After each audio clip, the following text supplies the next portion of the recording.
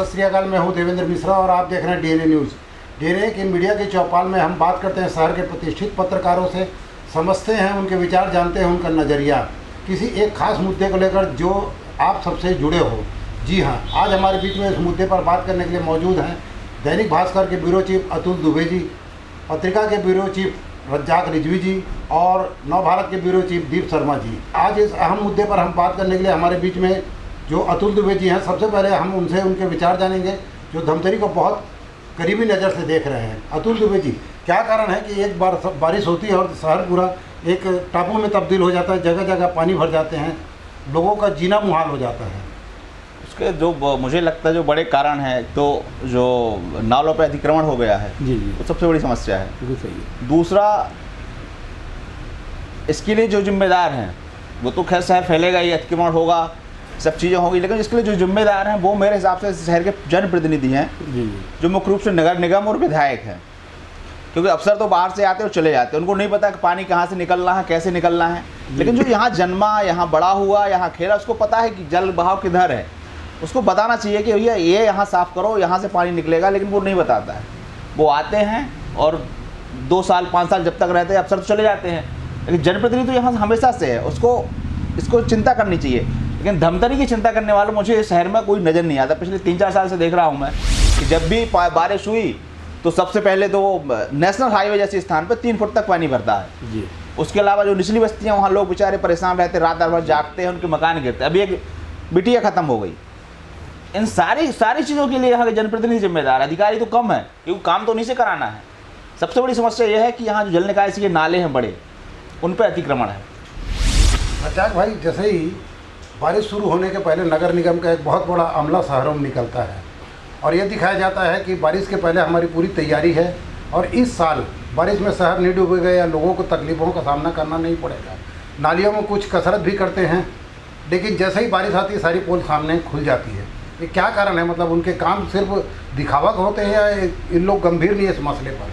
नहीं, अतुल भाई जैसे कहा ना कि धमतरी में ये बहुत बड़ी गंभीर समस्या है करके, और सबसे बड़ी बात है नालों पर अतिक्रमण वाली बात है। धमतरी में क्या हुआ है, एक्चुअल में 7 नाले हैं, जिसमें एक नाला पीडी नाला है और दूसरा दीक्षित नाला है, सुरीद रोड में भी सुरीद नाका के पास भी एक नाला है, भटगांव के पास नाला है, और बाखरा नाला भी है। और सबसे बड़ी बात आप बालक चौक के पास देखिए, वहाँ पर भी एक नाला है। इन अधिकांश नालों की पहले जो लंबाई चौड़ाई थी और आज देख लीजिए क्या है। नगर निगम अपने रिकॉर्ड में ही देखे पहले नालों की लंबाई कितनी थी, चौड़ाई कितनी थी और आज ऐसा क्यों है। धीरे धीरे करके जिन नालों पर अतिक्रमण हुआ है और उसके चलते ही है। जैसे अतुल भाई ने बताया कि नेशनल हाईवे में 3 फीट पानी रहता है। धमतरी में जिस दिन भी 25 या 30 मिलीमीटर बारिश हो जाती है, उस दिन आप देखना कि पुराने बस स्टैंड से लेकर के बीमट टाकीज रोड तक नेशनल हाईवे में करीब, वहीं पर हमारी भी ऑफिस है, अतुल भाई की हमारी भी ऑफिस है, हम लोग तो अक्सर इसी चीज़ों का सामना करते हैं। 3-3.5 फीट पानी रहता है। वहाँ के दुकानदार लोग बेचारे क्या है, बाल्टी से निकाल करके पानी को भरते हैं, बाहर फेंकते हैं। और यहाँ से शहर का हर जनप्रतिनिधि इस रोड से गुजरता है, मंत्री भी इस रोड से गुजर चुके हैं। मुझको लगता है कि अगर इनकी नज़र इस पर क्यों नहीं पड़ती और इसका स्थायी समाधान क्यों नहीं होता। जैसे इन्होंने कहा ना कि यहाँ के जनप्रतिनिधि अगर जागरूकता दिखाते तो ये कोई बहुत बड़ी बात नहीं थी। पानी निकासी वाली बात है, जो है कोई बड़ी समस्या नहीं है, नहीं करी। अच्छा, धमतरी में सिर्फ नेशनल हाईवे में ही पानी निकासी की या पानी भराव की समस्या ऐसा नहीं है। आप बिमल टाकी से लेकर के बनिया पारा तक देख लीजिए या रिसाई पारा तक देख लीजिए, और सबसे जीवंत उदाहरण है आमा पारा, वहाँ पर भी 2 से लेकर 2.5 फीट पानी बढ़ जाता है। उसकी वजह यह है कि धमतरी में टोटल करीब 3000 किलोमीटर नाली है, जिसमें पिछले साल, आज से 2 साल पहले 20 लाख रुपए में टेंडर हुआ था इन 7 नालों की सफाई करने के लिए। लेकिन इस साल और 2 साल से भी इसका कोई निर्णय नहीं हो। और मेलबर्न नगर निगम शायद अपने काम कर रही है। अब जेसीबी से आया, आप कचरा निकाले, थोड़ा सा फिर चल दिए, ये माना नहीं जाएगा। सफाई को तो सफाई के तरीके से करना पड़ेगा, और ये बहुत गंभीर समस्या हमारे धमतरी की। और मैं तो सोचता हूँ कि जो पानी निकासी जो नहीं हो पा रहा है ना, ये हमारे धमतरी की सुंदरता पर ग्रहण लगा रहा है। इसके अलावा व्यवसाय सब कुछ प्रभावित होता है इससे, लोग इससे दूर भागते हैं शहर से। दीप शर्मा जी, जैसे कि एक मामला उभर के आया है अतिक्रमण का, बेतरतीब बसाहट जो है, और बहुत कई जगह पर पानी निकासी की जगह में भू माफियाओं का जो कब्जा हो गया है, इसको भी एक वजह माना जा रहा है बार बार जल भराव के लिए। निश्चित तौर पे मैं भी इस बात से सहमत हूँ कि जितने भी बड़े नाले हैं या छोटी छोटी नालियाँ हैं, जिसमें भी अतिक्रमण हो चुका है। मैं तो आपको बताऊँ बड़ा आश्चर्यजनक चीज़ कि भिलाई माता में आमार तालाब रोड में खंबा जो है विद्युत मंडल का जो पोल है वो घर के बीचों बीच चला गया है। आज भी वो तस्वीर आप ले सकते हैं, अपने कैमरे में कैद कर सकते हैं। 2 से 3 जगह का ऐसा बता रहा हूँ मैं। सीयू चौक में एक ऐसा नाली है जो नाली के बीचों बीच पोल गड़ा हुआ है। तो ये इस तरह के बेतरतीब नालियों को निर्माण आखिर हुआ कैसे कि खंबा बीच में है और नाली अपन बना दिया वहाँ पे, पहली बात। दूसरी बात, ये जो नेशनल हाईवे में जो नाली का निर्माण हुआ था उसका निर्माण नेशनल हाईवे में ने किया था और बाद में जस्ट लाइक केयर टेकर के रूप में नगर निगम को सौंप दिया गया। तो वो जब नालिया को निर्माण हुआ था वो भी बेतरतीब हुआ। कोई बहाव का, कोई किधर बहाव हो रहा है, किधर ऊंचाई करना है, किधर अपने को डाउन करना है, ये इसका कोई टेक्निकल वो नक्शा पास नहीं हुआ था। और वो अपने हिसाब से नेशनल हाईवे वाले ने मतलब जो विभाग है वो नालियों का निर्माण कर दिया था। तो हो क्या रहा है कि उसके बाद जितने भी व्यावसायिक ये हैं व्यावसायिक लोग कि पूरे के पूरे उनका कचरा भी नालियों में पड़ा हुआ है, नालियाँ जाम हैं। आप नाले की सफाई कर रहे हैं, मुहाने तक कोई भी नाली की सफाई आज तक नहीं हुआ है। नाले की सफाई अगर हुआ है तो केवल शहरी क्षेत्र में जहाँ थोड़ा बहुत दिख रहा है केवल वहीं तक नाले की सफाई हुई है। नगर निगम की ये तैयारी है, मुहाने तक कहीं पहुँचे ही नहीं है। सबसे पहली बात यह है कि जैसे रजाक भाई भी जानते हैं इस बात को कि हमारे पूरे शहर का जो पानी है, चाहे सोरीत का आ जाए, चाहे जो उधर से भटगांव का आ जाए, चाहे रुद्री का आ जाए, पूरा पानी शहर से होते हुए जाता है रत्ना बांधा। रत्ना बांधा से निकासी होकर पूरा बाहर निकल जाता है। रत्ना बांधा में जहाँ पे मुहाना है, जहाँ पे निकासी होनी है, वहाँ पे नाली में अतिक्रमण हो चुका है, वहाँ पे अवैध प्लाटिंग हो चुकी है। आप मुहाना ही बंद कर चुके हैं, तो पानी की निकासी आखिर होगी कैसे? और समय के साथ साथ जनसंख्या बढ़ते जा रही है, उस हिसाब से कोई आपके पास प्लानिंग नहीं है। फ्यूचर को लेकर कोई प्लान आज तक नगर निगम और नगर पालिका ने नहीं की। इसके लिए चाहे कांग्रेस हो चाहे भाजपा हो, सभी दोषी हैं, सभी दोषी। मैं इसके पहले एक बार और आपको बता दूं रजाक भाई, मैंने कमिश्नर को भी सलाह दिया था कि धमतरी में बी के हुए कई लोग हैं, धमतरी में मौजूद हैं, जो शहर को अच्छी तरह से पहचानते हैं, उसके समस्याओं से वाकिफ़ है। उनको बुलवा के जो टेक्निकल लोग हैं, जो बी कर चुके हैं कि शहर में निकासी व्यवस्था, ड्रेनेज सिस्टम कैसा बनना चाहिए, एक बार आप सलाह ले लीजिए। उस सलाह के आधार पर काम कीजिए तो बिल्कुल कहीं ना कहीं उसका रिजल्ट बेहतर आएगा। लेकिन आज तक कोई पहल इस तरह की नहीं हुई। अतुल भाई, जो बात हो रही है राजनीति की, अभी विपक्ष ने इस मुद्दे को लेकर एक प्रदर्शन किया है और सत्तारूढ़ दल कांग्रेस के ऊपर आरोप लगाया है। लेकिन सवाल ये उठता है कि ये अभी की समस्या नहीं है, एक सैकड़ों सालों की है। मतलब अगर हम माने जाए तो कम से कम 40-50 साल की समस्या है। तो कैसे विपक्ष को ये हक बनता है कि वो आरोप लगा दे सत्तारूढ़, क्योंकि इससे पहले तो भाजपा का ही शासन रहा 100 साल तक। मेरा जो इसमें मत है, सरकार में केवल चेहरे बदलते हैं, व्यवस्था वही रहती है। क्या बात है? कभी व्यवस्था नहीं बदली, ना इस देश की, ना इस प्रदेश की, ना नगर निगम की। आप देखिए, पहले भी वही होता था, अब भी वही हो रहा है। वो भाजपा हो या कांग्रेस हो या सपा हो, बसपा हो, कोई भी हो, सारे एक चेहरे हैं। केवल जनता को लूटने के लिए चेहरे अलग अलग बना दिए जाते हैं। ये मेरा व्यक्तिगत मत है। और इसके लिए सभी मैं मानता हूँ कि इसके लिए सबसे ज़्यादा जिम्मेदार हम हैं, जनता है। क्योंकि जनता जनप्रतिनिधि की कॉलर पकड़ के उससे पूछती नहीं है कि मैंने आपको वोट दिया है, आप मेरे लिए क्या कर रहे हो। मेरे घर में आज 3 फीट पानी भरा है, मेरा राशन भीग गया, इसके लिए जिम्मेदार कौन है? जनता इसके लिए जिम्मेदार, मैं इसको मानता हूँ। जनप्रतिनिधि तो लूटने आया है, वो लूट के जाएगा। अफसर अपनी सैलरी के लिए आया है, वो लेके चला जाएगा। जनता क्यों नहीं खड़ी होती है सड़क पर, क्यों नहीं आती? यदि 3 दिन जनता सड़क पर खड़ी हो जाए तो मैं बोलता हूँ सीएम को यहाँ आना पड़ेगा, सारी व्यवस्थाएं सुधर जाएंगी 3 घंटे के अंदर। लेकिन जनता सोचती सब कुछ सरकार करेगी, बचा कुछ आए वो मीडिया करेगी, तो सब कुछ आप क्या करोगे? बिल्कुल सही, समस्या ये है। बिल्कुल सही है। रजाक भाई, एक बात और उभर के आ रही है, जल भराव के लिए नालियों का निर्माण है वो बहुत दोषपूर्ण है करके ऐसा कहा जा रहा है।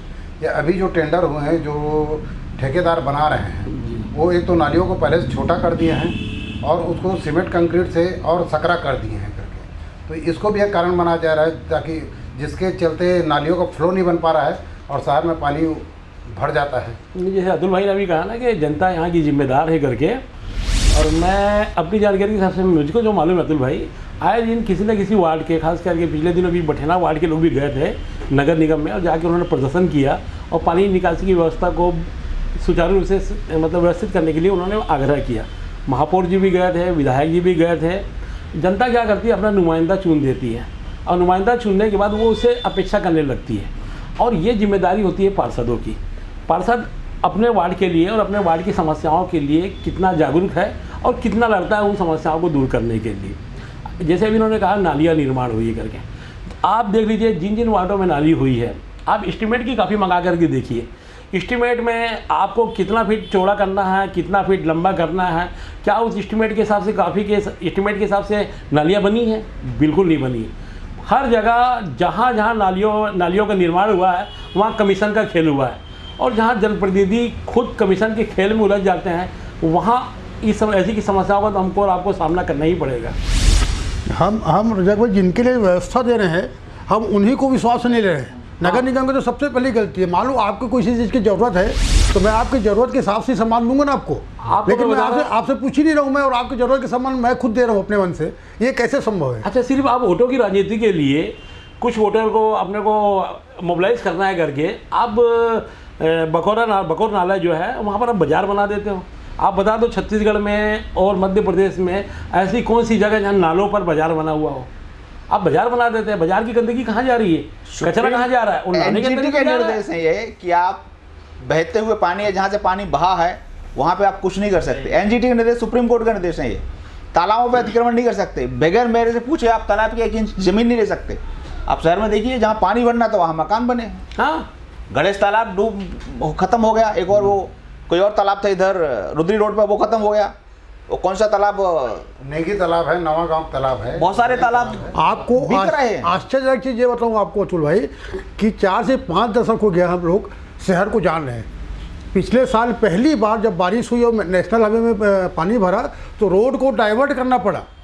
आज तक आपने सुना धमतरी शहर के अंदर में कि रोड को डाइवर्ट करके मठ मंदिर तरफ से पूरा उसको सॉरी से उधर से निकाले हैं। पहली बार ऐसा हुआ इतिहास में। मतलब इतनी विसंगति, इतना विडंबना शहर के अंदर में, और आपको होश भी नहीं है कि क्या हो रहा है शहर के अंदर में।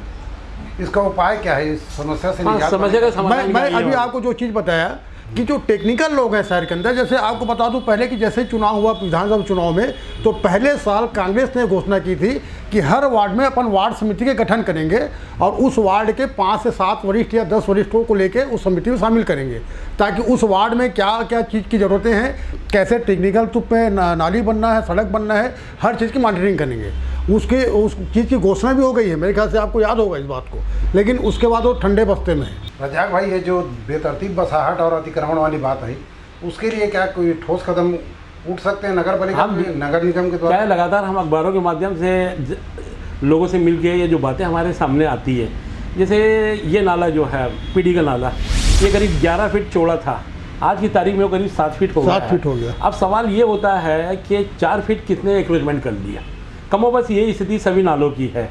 आप सबसे पहले ये तो देखिए यार कि जो एक्रोचमेंट किए हैं वो किस आधार पर किए, किस बेस पर किए, आप उनको तो हटाइए ना। और आपका 11 फीट था तब ये समस्या थी, अब उस 11 फीट को क्या आप 15 फीट नहीं कर सकते?